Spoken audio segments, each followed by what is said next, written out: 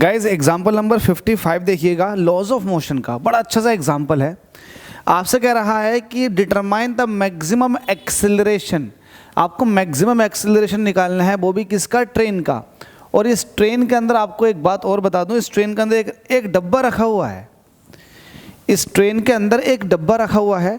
तो आपसे कह रहा है कि ये ट्रेन जो है किस मैक्सिमम एक्सेलरेशन से आगे को चलनी चाहिए ताकि ये डब्बा, देखो डब्बा जो रहना चाहिए वो स्टेशनरी रहे। क्या रहे, स्टेशनरी। अब आपको पता है ट्रेन के अंदर डब्बा रखा हुआ है, तो जिस स्पीड से ट्रेन आगे को मूव करने की कोशिश करेगी उसी स्पीड से डब्बा भी आगे को मूव करने की कोशिश करेगा। लेकिन अगर ट्रेन सडनली आगे को मूव करेगी तो डब्बा कहीं ना कहीं पीछे को जाने की कोशिश करेगा। अब सवाल ये है कि डब्बा पीछे को नहीं जाना चाहिए, तो हम ट्रेन को मैक्सिमम किस एक्सेलरेशन से आगे को बढ़ाएं।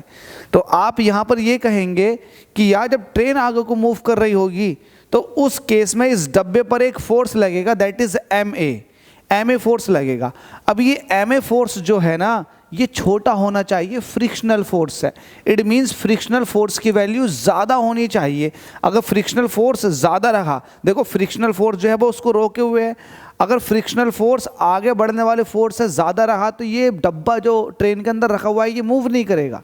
लेकिन अगर आगे चलने वाला फोर्स ज़्यादा हुआ, फ्रिक्शनल फोर्स कम हुआ, तो ये डब्बा मूव कर जाएगा। तो हम इस डब्बे को स्टेशनरी रखेंगे, उसके लिए जो फोर्स लग रही है that is m a, train के एक्सेलरेशन के दौरान वो कम होनी चाहिए, फ्रिक्शनल फोर्स है। बस खत्म।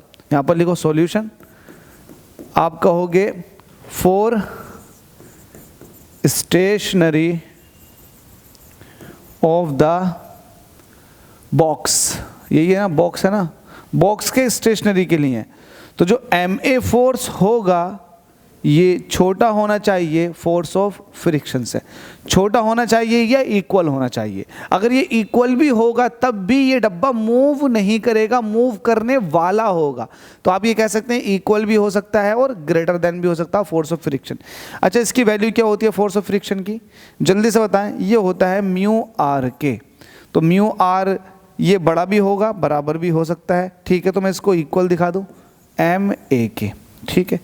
अब यहाँ से आपको बताना है, क्या बताना है, कोफिशिएंट ऑफ स्टैटिक फ्रिक्शन जिसको आप म्यू एस कहते हो, म्यू एस बताना है। और आर इज इक्वल टू होता है एम जी के, और ये हो जाएगा एम ए, एम से एम कटा, म्यू एस आपको बताना है तो ये हो जाएगा ए अपॉन जी के।